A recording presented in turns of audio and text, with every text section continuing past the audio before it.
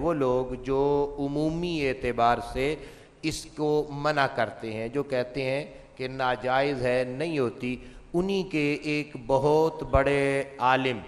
اپنے مسلک کے بہت بڑے عالم گزرے ہیں، حافظ زبیر علی زئی۔ ان کا ایک فتاویٰ چھپا ہوا ہے، فتاوی علمیہ، اس کی جلد نمبر 2 صفحہ نمبر 181 اور 82 پر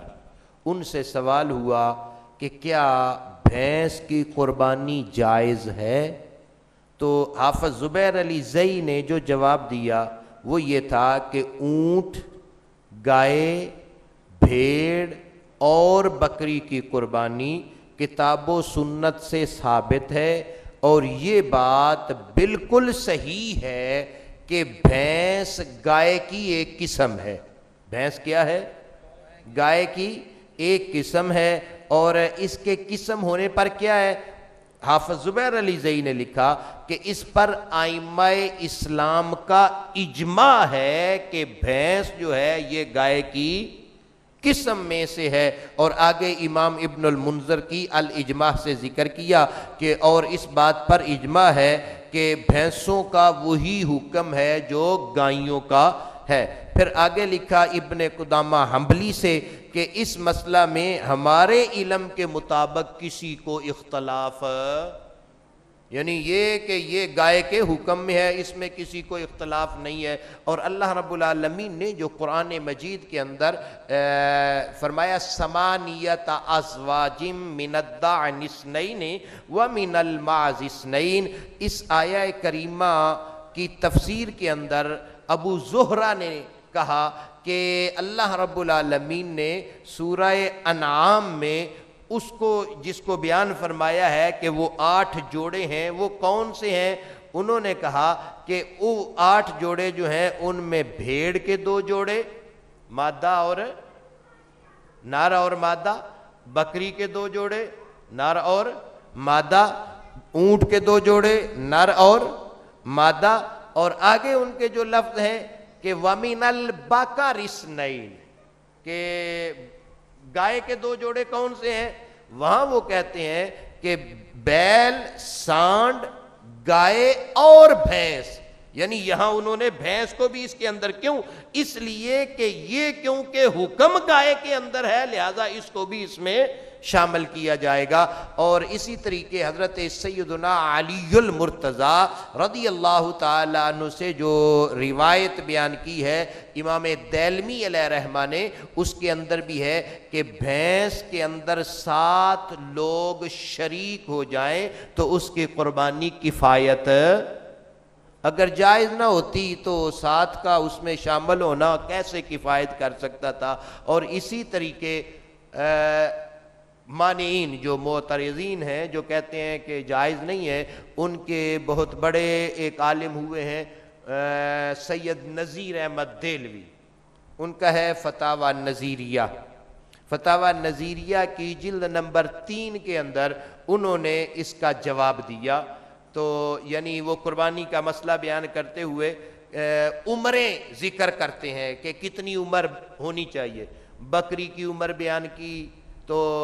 گائے کی عمر بیان کی، تو گائے کے ساتھ کہتے ہیں گائے اور بھینس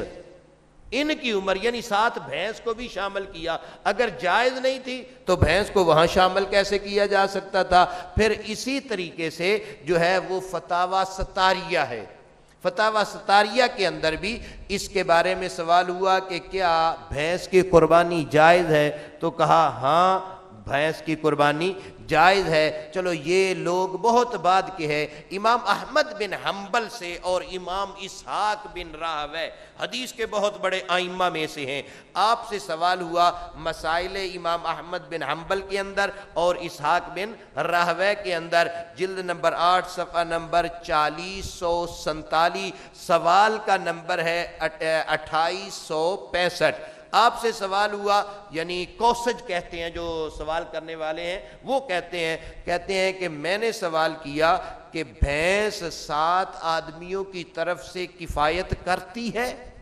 قربانی میں، قربانی اگر بھینس کے اندر 7 آدمی اکٹھے ہو کر اس کو قربانی کرتے ہیں تو کیا وہ ان کو کفایت کر جائے گی؟ تو آپ نے فرمایا میں اس کے اندر کسی کا اختلاف نہیں جانتا، یعنی مجھے کسی کا اختلاف کا علم ہی نہیں ہے کہ کسی نے اختلاف کیا ہو۔ جس طریقے گائے کے اندر 7 آدمی اگر اکٹھے ہو جائیں تو گائے کی قربانی 7 کی طرف سے کفایت کرتی ہے، اسی طریقے بھینس اگر 7 آدمی اپنی طرف سے قربانی کرنا چاہیں وہ بھینس کٹا کی قربانی کریں تو یہ بھی ان کے لیے کفایت یعنی جواز کا۔ اور اس پر وہ معترضین کے بہت بڑے جو بڑے بڑے علماء ہیں انہوں نے بھی اس کے جواز کا حکم لکھا کہ کیونکہ یہ گائے جو کہ حکم کے اندر ہے، جب حکم اس کے اندر ہے زکوٰۃ کے معاملے میں آتے ہیں تو اس کی زکوٰۃ کے مسئلے بھئی اس سے زکوٰۃ لیتے ہیں، جب اس سے زکوٰۃ لیں گے تو قربانی بھی، پھر یہ قربانی والے مسئلے کے اندر بھی اسی حکم میں رہے گی گائے کے حکم میں۔ تو جس طریقے گائے کی قربانی جائز ہے اسی طرح بھینس اور کٹے کی قربانی بھی جائز ہے۔ اس کے ناجائز ہونے پر کوئی دلیل قرآن و احادیث یا سلف سے بزرگ یعنی سلف سے کوئی امید اس کی جو ہے وہ موجود نہیں ہے کہ یہ ناجائز ہے یا اس کی قربانی نہیں ہوتی۔ اس لیے وہی بات درست ہے جو سلف صالحین کی طرف سے ہمیں پہنچی ہے، کٹے کی بھینس کی قربانی جائز ہے۔ اللہ رب العالمین ہمیں جو ہے وہ قرآن و احادیث کو سمجھنے کی اور علوم شرعیہ شریعت نے جو علوم ہمیں عطا کیے ہیں ان پر عمل پیرا ہونے کی توفیق نصیب فرمائے۔ وما علیہ